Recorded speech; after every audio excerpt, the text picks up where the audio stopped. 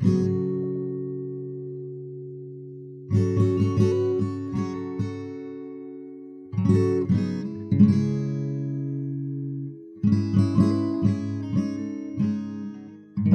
Silk Road was a collection of trade routes that wove through Asia, Europe, and Africa, primarily originating from China from around 200 BCE until sometime in the 1720s CE.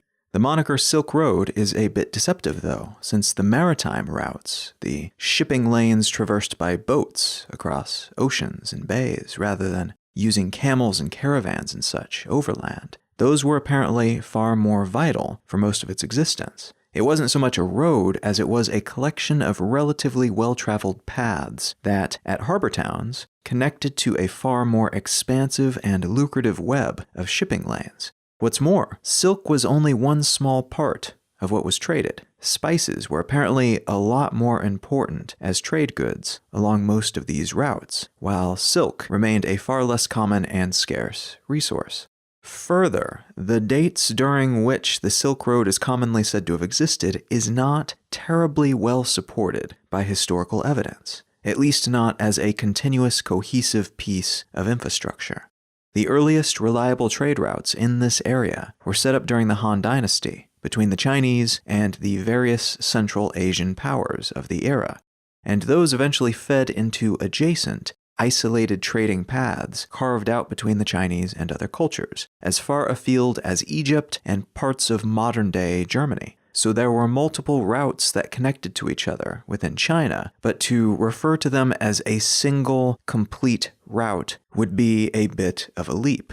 These individual trade routes ebbed and flowed over the generations, and many of the overland routes in particular were controlled by different local powers at different times, like, for instance, the Persians, the Greeks, the Roman Empire, and the Byzantines, until, that is, these powers were knocked over and conquered by younger civilizations, like the Islamic Abbasid dynasty, and eventually, pretty much everyone thereabouts was conquered by the Mongols, who set up their own surprisingly open-minded and trade-friendly networks throughout their conquered lands. So while there was some relative consistency throughout these routes, in terms of where they were located, the names on the signs did change, and the names of the towns changed. The people receiving the taxes on the trade goods changed, and from time to time, their routes would be less protected than usual, leaving them open to raiders. Or the routes would close up completely due to local conflicts or a new conqueror changing the rules and wanting to keep foreign goods and cultural influences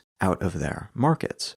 By some estimates, though this is not a universal supposition, the final owners of the traditional Silk Road were the Safavids, an Islamic dynasty that ruled a gunpowder empire which shaped modern Iran and made a branch of Shia Islam, the Twelver School, the official religion of their region.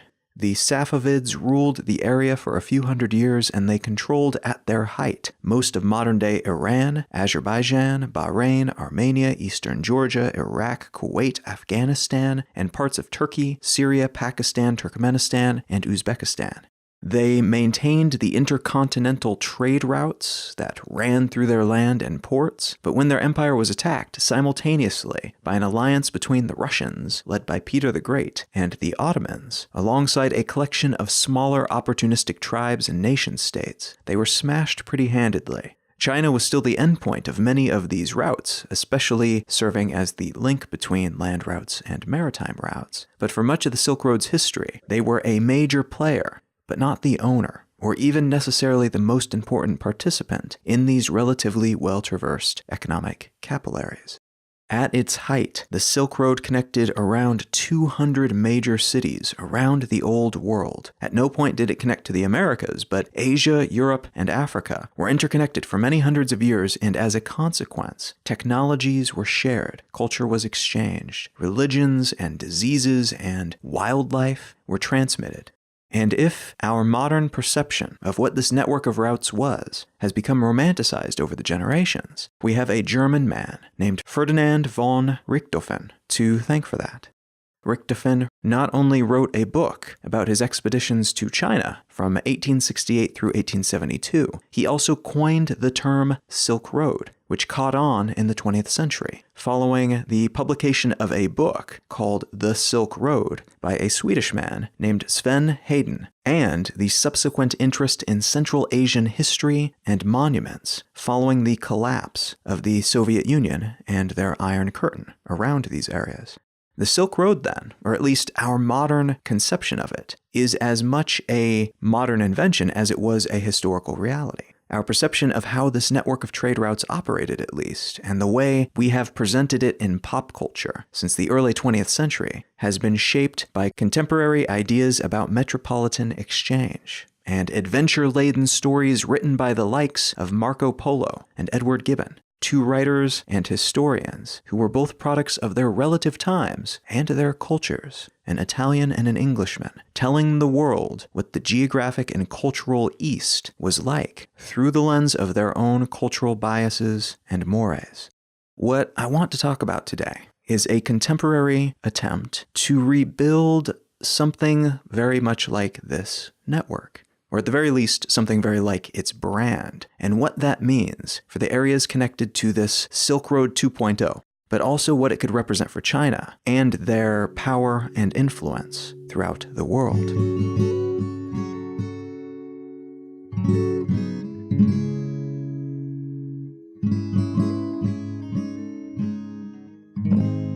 You're listening to Let's Know Things. I'm Colin Wright. If you are listening to this episode upon its initial release, then you are hearing it shortly before I will be appearing in Chicago, giving a talk about living intentionally at the Stage 773 Theater. That'll be on September 22nd, and if you're keen to come out and say hello, listen to the talk, get a hug or a handshake, get a book, or get a book signed, you can find more information about that event and pick up your tickets at becomingtour.com/Chicago.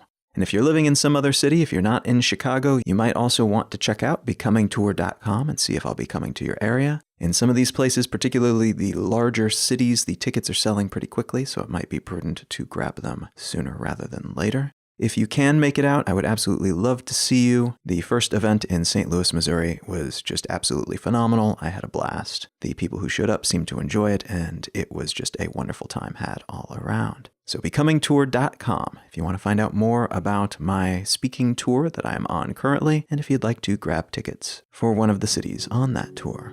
All right, let's get back to the show.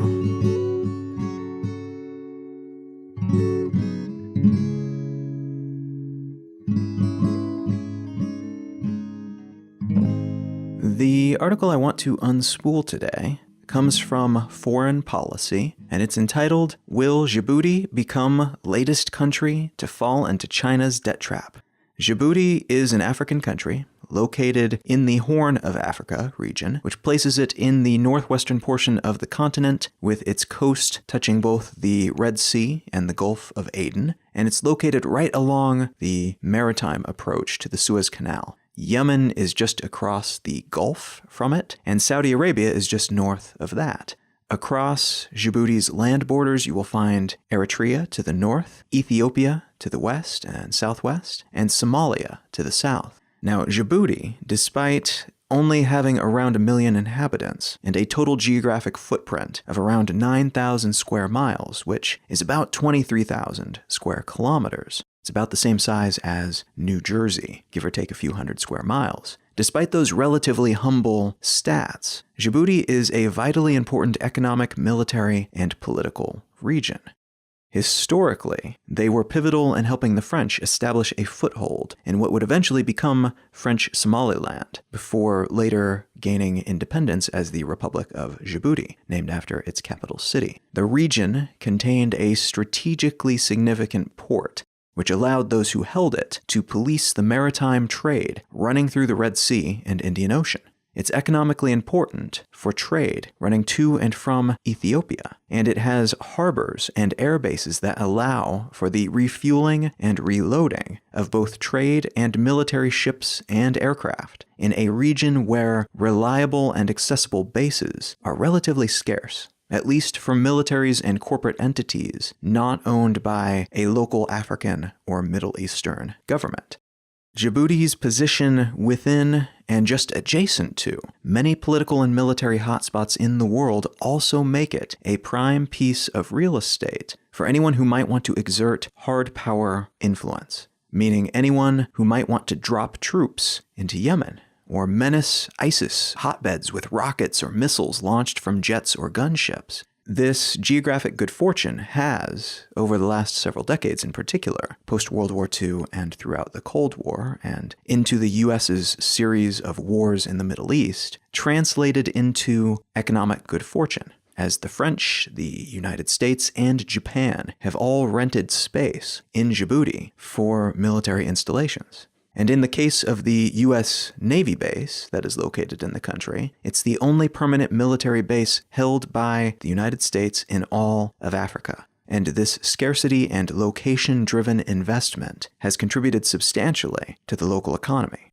But things got complicated in 2016 when negotiations concluded with the Chinese to build naval facilities in the region. Facilities that would be located more or less just down the street from these other existing bases that are owned by France, Japan, and the United States. And they're located so close because it is a relatively small country. There's no choice but to build such things pretty close to each other. The Chinese base, which is officially called the Chinese People's Liberation Army Support Base in Djibouti, opened for business in August of 2017, and they conducted their first live-fire exercises the following month. Earlier this year, in May of 2018, China started constructing a massive pier at their Djibouti base, and around the same time held the first ever China-Africa Defense and Security Forum, where they talked about partnerships and plans and resources, and held joint live-fire military exercises with several African nations with which they have bilateral relationships.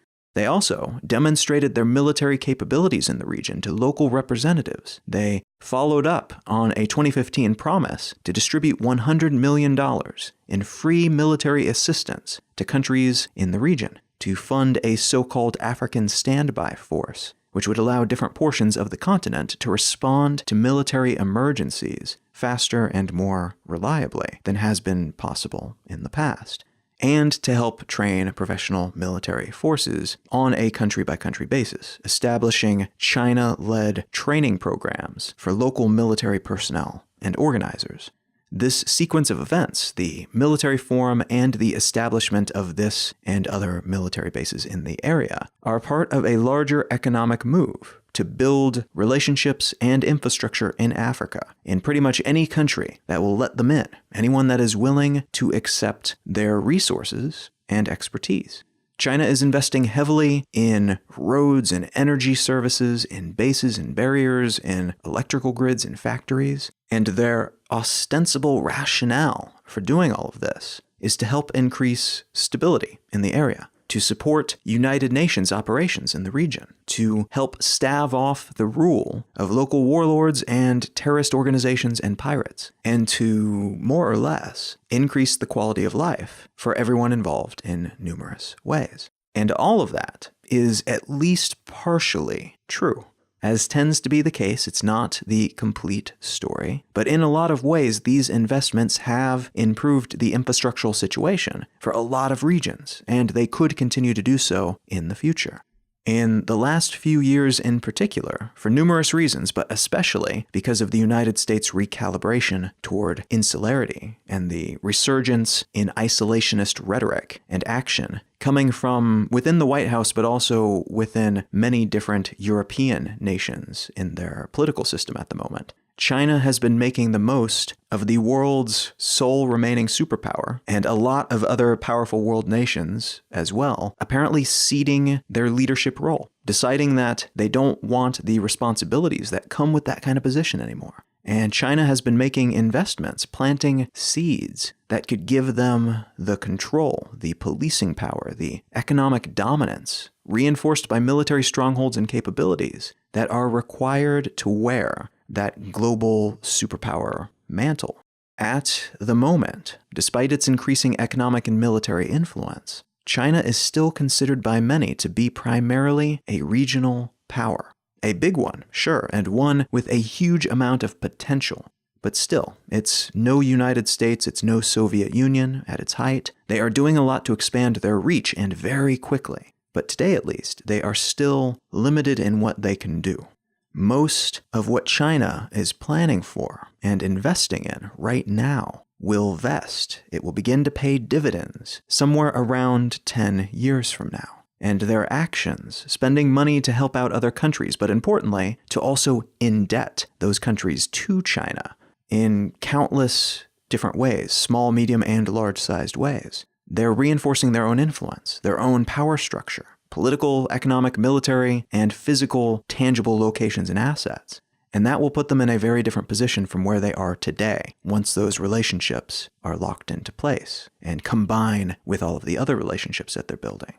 Now, that will give them many of the same overarching meta powers that the United States currently holds over global events. Because yes, part of being a superpower is having the ability to end any war just by launching a few dozen nukes, if you want to. But the other part of that superpower label comes from controlling the actions other nations are able to take. And even though the governments on the receiving end of these behind-the-scenes directives will balk and stomp their feet and pretend that they are not under anyone else's sway, the reality is often something more complicated than that. Very often, through a combination of mechanisms and means, the United States can make things happen, can get their way, without ever having to bring up the uncomfortable subject of nukes or aircraft carriers or Navy SEALs. That is the real benefit of being a superpower. In 10 years, give or take, according to many estimates that I've seen, China may be in a position to finally enjoy that same privilege. The privilege of never needing to go to war to protect itself, to never really be under any serious threat from any conventional military, or even many traditional economic threats, to instead be a meta-nation above it all, pretty much always, to be able to manipulate other countries and either grant privileges or level punishments based on the infrastructure that they have in place and the leverage that they've been able to install around the world. At that level, they need to have enough military might to make it clear that they can demolish anyone who might threaten them, but they also need to be able to control economic flow, defend their non-Chinese pseudo-subjects from invaders, like pirates and terrorists, and be capable of stacking the deck consistently in their favor, so they can shape the path that the world takes, rather than having some other country, some other ideological system shaping theirs. Now, these activities on the African continent are just one small part of a larger plan, which has been called a few different things over the years, but which is typically, these days, referred to as the Belt Road Initiative, or BRI. The BRI is made up of two main infrastructural corridors. The Belt is a series of overland corridors that extend outward from China in several different directions. One tendril extends up through Mongolia into Russia, another goes up through Europe and to the UK, another passes through Western Asia and into Turkey, another passes through Pakistan and reaches across the water to Djibouti, there's another that goes through Bangladesh and into India, and one more that passes down through Southeast Asia toward Indonesia. So that's the Belt component of the Belt Road Initiative. And the road component connects several Chinese ports to ports in Indonesia and the Philippines, in India, in several African countries, and up through the Suez Canal, which connects the Red Sea, over by Djibouti, to the Mediterranean Sea, which allows those Asian and African ports to then reach European cities, primarily through ports in Italian cities. This BRI project, which is really a series of interconnected projects, achieves a few major goals for China. First, it helps them expand their economic output, giving them new markets or more easily accessible and controllable markets for the goods that they produce, which is important because that helps them avoid any issue with, for instance, trade wars with trading partners like the United States, which are currently important enough that such problems are actually problems. Once the BRI is in place, though, the United States and other major trade partners will individually have far less economic leverage over China. Second, It allows them to increase their influence across a larger portion of the world. It doesn't directly connect to the Americas, but it does firm up the grip that China has across the rest of the world by increasing their economic influence, their ability to declare trade wars and to get their way more of the time by making more economies dependent on their export and import power, while also giving them the ability and excuse to build more infrastructure locally for the areas that these trade routes touch. Third, those infrastructure investments give China more direct leverage, similar to what they're gaining in Africa by building out their bases and other military outposts there. If they increase their economic interests in Europe, for instance, that will help them gain the political wherewithal, but also the transportation and production capabilities necessary to participate in, for instance, anti-terrorism efforts in the region. Maybe building new bases and getting their weapons and training into areas that are currently understaffed or underfunded or heavily influenced by some other entity. Now, if this sounds similar to what the United States has done around the world with alliances like NATO and NAFTA and even the United Nations, at least in part, then you're not mistaken. It's a very similar playbook, though it deviates in some very important ways that makes this new move notable. One of the ways in which it deviates is that when the United States started expanding its reach post-World War II, it opted for a semi-beneficent model, at least compared to what the Soviet Union had opted for, which was basically taking over all of their neighbors and placing Soviet-friendly dictators in charge of those countries. The United States, through efforts like the Marshall Plan, in contrast, pretty much just gave out money with very few direct strings attached to nations around the world. They helped these nations flesh out their international trading infrastructure and helped them protect themselves against authoritarians and authoritarian-style communism, because their overarching theory, which has proved to be at least somewhat true for most of the last century, has been that by spreading American-style democracy and by spreading American-style capitalism, by essentially making more free and open trade available around the world, more of the world would become interdependent, fewer wars would be fought, and everyone would become, overall, wealthier, or at least have a wealthy overclass, which would ensure everyone would have way too much to lose to fight with each other. It would become more profitable. It would make more sense, almost always, to deal with each other economically and diplomatically, rather than militarily. Now, this doesn't mean there were not other benefits built into this system. The US was not acting 100% beneficently, and a lot of small privileges were baked into these deals. On top of that, the United States has often, throughout its history, usurped, using various methods, any government that doesn't play ball according to our rules. And those rules have shifted and evolved over the years, but in many cases, our purported adherence to democracy and justice has given way to other priorities, leading to the usurpation of democratically elected politicians that we didn't like in favor of dictators that would play ball according to some specific priority of the moment. So it's a super mixed record, and I do not want to paint a rosy picture with the United States as the clear, untarnished protagonist of the 20th and 21st centuries. That's absolutely not the case. A lot of good has stemmed from this approach, but so has a lot of bad. But the distinction I do want to make here is that, for the most part, when the US gave out resources, it was with relatively few official strings attached. And the ones that were attached generally tied back to things like promoting human rights and increasing democratic and free trade participation. It wasn't conquering in the traditional sense. It was more about spending a great deal to have the sort of influence traditionally enjoyed by a wealthy paterfamilias over the family. Here's a rich and powerful country sharing its wealth, and it's understood that when negotiations need to happen, all else being equal, that wealthy and powerful country that helped you out, helped you build those bases, fight off those enemies, defend against other nearby encroaching powers, that helpful superpower will generally hold more sway than anyone else when it comes to who gets what.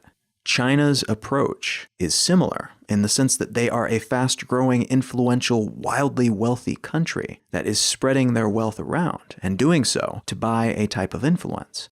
One major difference, though, is that rather than making it a no obvious strings attached sort of deal, with a nudge nudge wink wink understanding that maybe the receiving country will owe the giving country a favor at some point, China is essentially operating as a giant bank for many of these countries. So they find a politician who is trying to goose his numbers, trying to make it look like he's accomplishing things, building stuff for the people, rather than accomplishing very little or taking a lot of the funds and benefits of rule for himself. And to accomplish this, to build this Potemkin village, to make it look like he's a good leader, he invites China in, has one of these Chinese companies with ties to the Chinese government build a beautiful new highway, or a new port, or a new sewage system or energy grid. To make this happen, to be able to afford this amazing new whatever, China presents that government with very favorable terms. They're essentially saying, dude, don't worry about it. We will front you the billions of dollars that you need for that highway, no problem.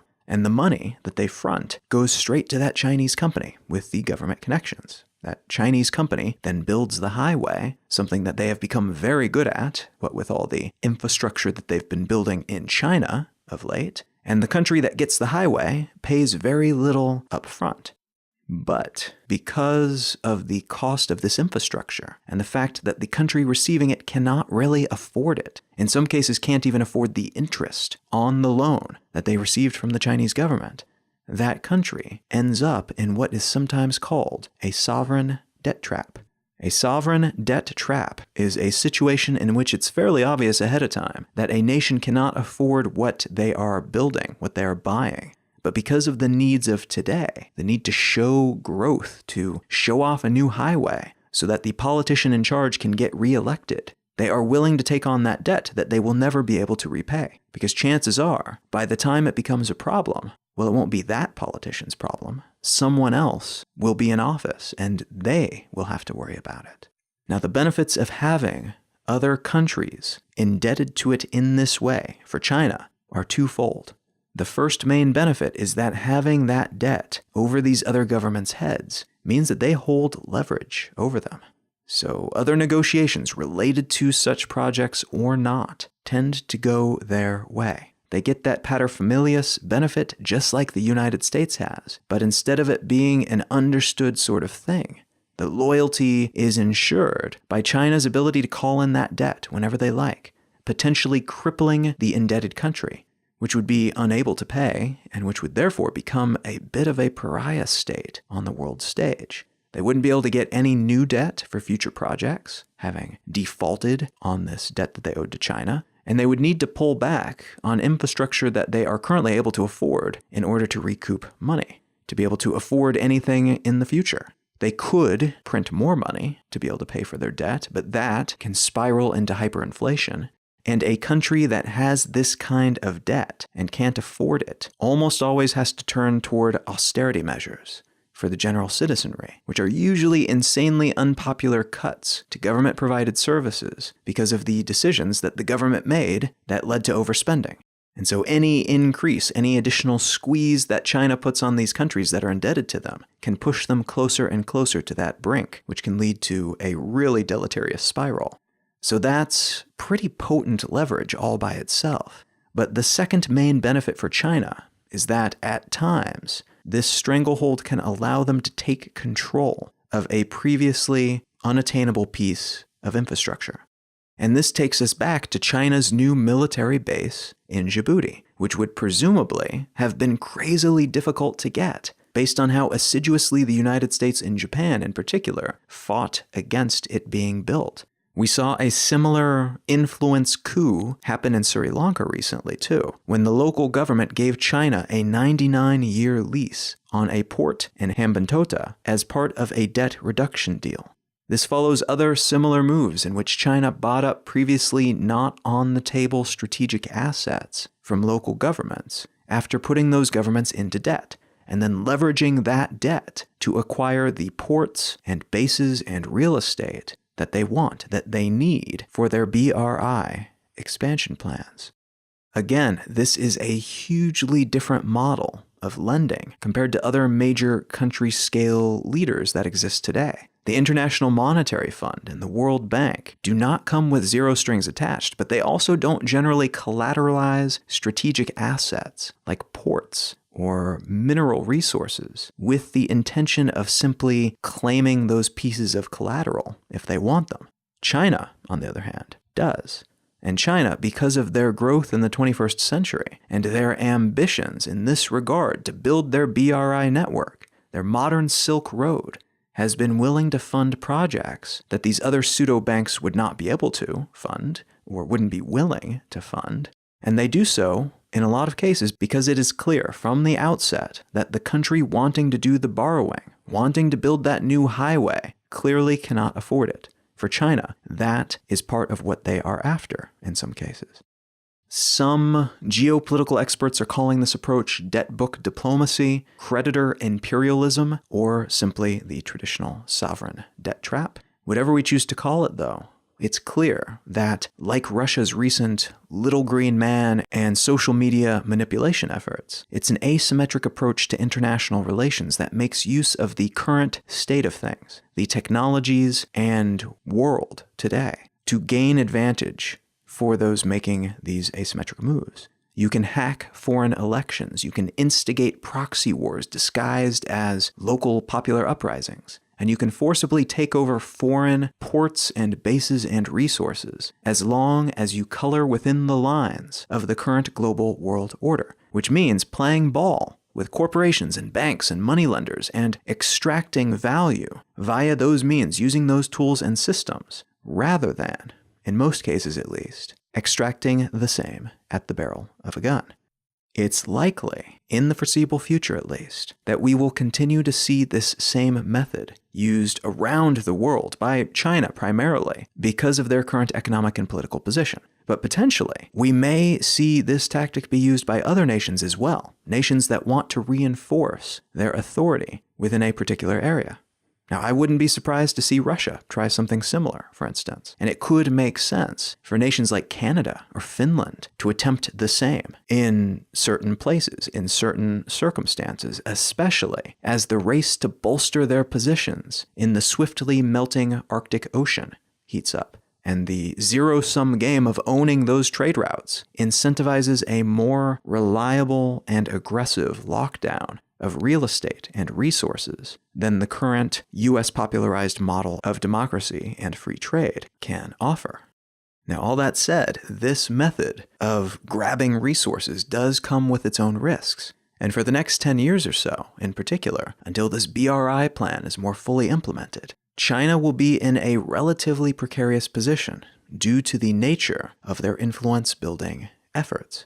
It's possible, for instance, that China could overextend themselves and go so ultra-deep into debt, building infrastructure for other countries, that at some point they actually just need the money back. But likely all they will be able to get is another port, another military base, which in some ways just further raises their expenses, at least for a time, rather than adding to their bottom line. It's also possible that internal turbulence, not unthinkable in a country run by a party-based dictatorship that keeps control, in part, by censoring information. It's possible that this type of turbulence could become a stick in their spokes. Disruption from protests, from political negligence or corruption, from inequality or the over-enthusiastic building of megacities and other infrastructure that drains resources from governmental coffers, but which the citizenry cannot afford to make use of.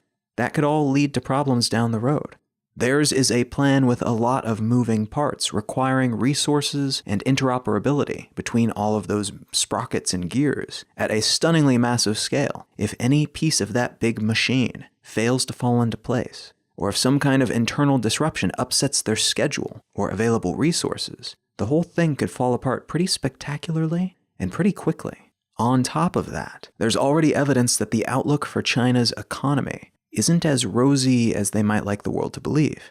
China's economy is the world's largest, having produced $23.12 trillion in 2017, compared to $19.9 trillion by the European Union and $19.3 trillion by the United States that same year. That said, China still lags far behind these other economies by other metrics, like its overall standard of living. Chinese citizens only make about $16,600 per capita, while the GDP per capita of the average American is $59,500. What's more, while China has managed to stun the world with their growth, they have gone deep into debt to make that growth happen. It's difficult to get reliable numbers from a state that keeps so mum about so many things, and that regularly doctors official numbers to keep their results in step with the party line of the day. But most estimates have China taking on debt levels higher than that of the United States, and accumulating that debt at a far faster pace than the US as well. About 10 years ago, China was purported to have debt levels equaling about 160% of its GDP. Today, it's estimated to be somewhere in the neighborhood of 280 to 300% of their gross domestic product. And a lot of that debt went into building cities, massive metropolises filled with homes and other infrastructure meant to house the millions of people they estimated would be moving into urban centers from rural Chinese farmlands. But although these projects were popular with officials, as it made them look good and productive and forward-thinking to the party leadership, which is likely what contributed to so many of them being built so quickly, many of these cities have thus far become ghost towns, meaning that they are at 10% or lower occupancy, with very little economic activity taking place inside them. In other words, massive debt has accumulated, but they have little to show for it. Rather than investing in assets, they invested in showpieces that turned out to be less impressive than originally planned. Now again, a lot of that is speculation, but it is speculation by experts on the Chinese economy for journalistic entities like the Wall Street Journal. There's bound to be deviation in the numbers one way or another, but it's quite possible that China could be on the verge of a significant debt crisis, an internal economic collapse moment, and the rest of the world wouldn't know until its impact reverberated outward and started causing China to default on payments. That's just how that type of government is run. Image, in a lot of ways, is everything. It's all about perception. And the image that they want to maintain, especially right now, is that things are going great. They've got plenty of money in the coffers, and everyone should enthusiastically sign on to their BRI projects. So it could be that a major internal flaw in their larger plans is already becoming overwhelming, and the rest of us just don't know about it yet. It could also be that those estimates are way off, and the Chinese government has it all under control. There's no way to know for sure from the outside. China's model of debt-powered conquest could also be challenged by some major shift in the global economic paradigm. If the World Bank or other entities changed the way that they provided funds to poorer countries, that could take away a major ace from China's deck. If other countries like the United States or groups of countries like the EU began to provide more funding, it could also stifle their play. If global economic prosperity spread as a consequence of a new technological development, a new economic system, or some other windfall, basically if portions of the economically developing world became economically developed by whatever means for any reason, that could also hamstring this effort, as this strategy of China's is largely dependent on maintaining economic inequality. Which sucks because that means that entities like China, who have these kinds of strategies in place, are reliant on keeping a whole lot of the world poor, so those countries can be influenced. So they, and many other governments, would seem to have an incentive to keep as much of the world as possible, as destitute as possible, so that they can slowly but surely take over their most desirable and strategically relevant assets. All of which is a fairly troublesome thought if you extrapolate on it a little bit. So China has come up with a clever as hell method of utilizing their existing advantages to gain more advantages, many of which will vest a decade or more from today, which itself is kind of leveraging one of their advantages, since they have what amounts to a president for life, which gives them consistency of leadership, which is something that their democratic neighbors do not have. In 10 years, we could be 2 presidents distant from where we are now, here in the United States, which could mean 2 entirely new sets of administrative plans and policies have come and gone in the meantime. Predictions at this scale are usually missing about 99.999% of what we actually need to know to make them accurately.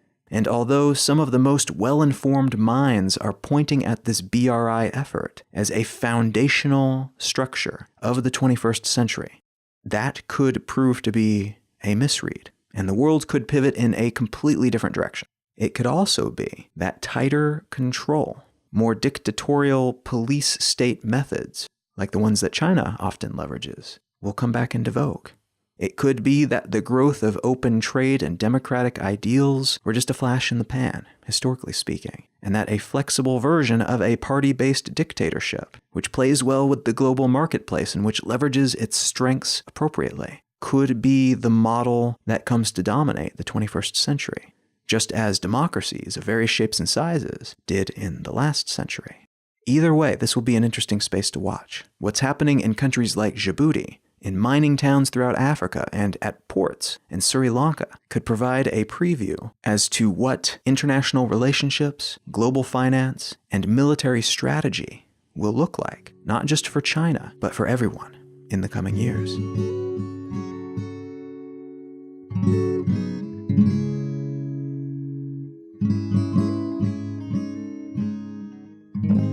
If you're enjoying Let's Know Things, consider becoming a patron at patreon.com/Let's Know Things. You can also contribute via PayPal or Venmo and those types of services if you go to letsknowthings.com. And if you have a spare moment, it's also very helpful to leave a quick review for the podcast, wherever you get your podcasts. Those things help a whole lot more than you might suspect, especially in terms of bringing in new people and convincing them to give a show like this a shot. A huge thanks to everyone who's already contributed in some way, shape, or form. That means a whole lot, and I truly appreciate it. The book that I'd like to recommend today is the first piece of fiction that I've read after finishing up the Dark Tower series by Stephen King. So that series, if you've read it, it's a little bit dark and dreary at points, and it's definitely kind of an internally logical fantasy kind of science fiction, so a very different thing than I typically enjoy, but I did end up enjoying it. It just ended up being kind of a very large commitment of time, and it has kind of a dark, morose tone to it for a lot of that period. This book that I'm recommending today, though, is the polar opposite of that.